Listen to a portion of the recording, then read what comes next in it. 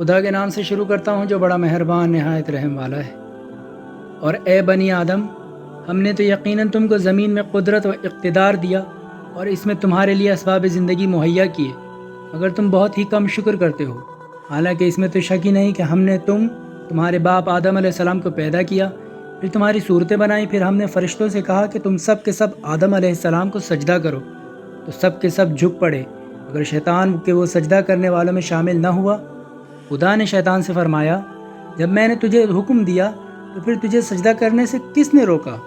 کہنے لگا، میں اس سے افضل ہوں، کیونکہ تو نے مجھے آگ ایسے لطیف عنصر سے پیدا کیا اور اس کو مٹی ایسی کثیف عنصر سے پیدا کیا۔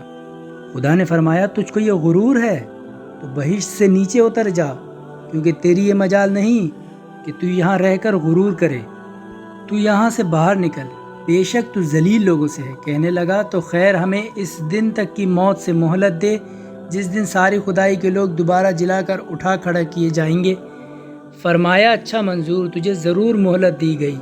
کہنے لگا، چونکہ تو نے میری راہ ماری تو میں بھی تیری سیدھی راہ پر بنی آدم علیہ السلام کے گمراہ کرنے کے لیے طاق میں بیٹھوں تو صحیح، پھر ان کے آگے سے اور ان کے پیچھے سے اور ان کے داہنے سے اور ان کے بائیں سے غرض ہر طرف سے ان پر آ پڑوں گا اور ان کو بہکاؤں گا، اور تو ان میں سے بہتروں کو شکر گزار نہیں پائے گا۔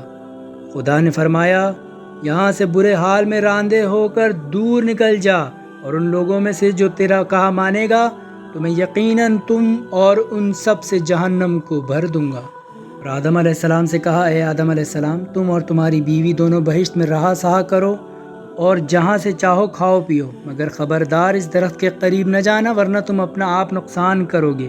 پھر شیطان نے ان دونوں کو وسوسہ دلایا تاکہ نافرمانی کی وجہ سے ان کی ستر کی چیزیں جو ان کی نظر سے بہشتی لباس کی وجہ سے پوشیدہ تھیں کھول ڈالے۔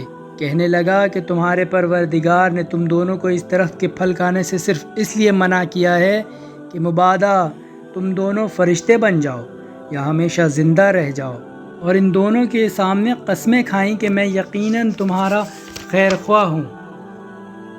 غرض دھوکے سے ان دونوں کو اس کے کھانے کی طرف مائل کیا۔ غرض جوں ہی ان دونوں نے اس درخت کے پھل کو چکھا کہ بہشتی لباس گر گیا اور سمجھ پیدا ہوئی اور ان پر ان کی شرمگاہیں ظاہر ہو گئیں، اور بہشت کے پتے توڑ جوڑ کر اپنے اوپر ڈھانپنے لگے۔ تب ان کے پروردگار نے ان کو آواز دی کہ کیوں میں نے تم دونوں کو اس درخت کے پاس جانے سے منع نہیں کیا تھا؟ اور کیا یہ نہ جتا دیا تھا کہ شیطان تمہارا یقینی کھلا ہوا دشمن ہے؟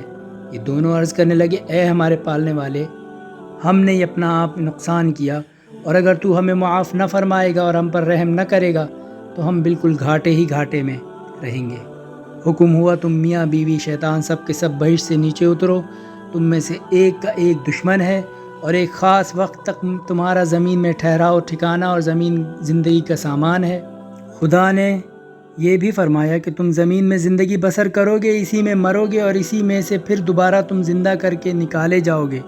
اے آدم علیہ السلام کی اولاد، ہم نے تمہارے لیے پوشاک نازل کی تو تمہارے ستر کو چھپاتی ہے، اور زینت کے کپڑے اور اس کے علاوہ پرہیزگاری کا لباس ہے، اور یہ سب لباسوں سے بہتر ہے۔ یہ لباس بھی خدا کی قدرت کی نشانیوں سے ہے تاکہ لوگ نصیحت و عبرت حاصل کریں۔ اے اولاد آدم علیہ السلام، ہوشیار رہو، کہیں تمہیں شیطان بہکا نہ دے، جس طرح اس نے تمہارے باپ ماں آدم و حوا کو بہشت سے نکلوا چھوڑا۔ اسی نے ان دونوں سے بہشتی پوشاک اتروائی تاکہ ان دونوں کو ان کی شرمگاہیں دکھا دے۔ وہ اور اس کا کنبہ ضرور تمہیں اس طرح دیکھتا رہتا ہے، تم انہیں نہیں دیکھنے پاتے۔ ہم نے شیطانوں کو انہی لوگوں کا رفیق قرار دیا ہے جو ایمان نہیں رکھتے، اور وہ لوگ جو کوئی برا کام کرتے ہیں تو کہتے ہیں کہ ہم نے اسی طریقے پر اپنے باپ داداؤں کو پایا، اور خدا نے بھی یہی حکم دیا ہے۔ اے رسول صلی اللہ علیہ وسلم، تم صاف کہہ دو کہ خدا ہرگز برے کام کا حکم نہیں دیتا۔ کیا تم لوگ خدا پر افطرا کر کے وہ باتیں کہتے ہو جو تم نہیں جانتے؟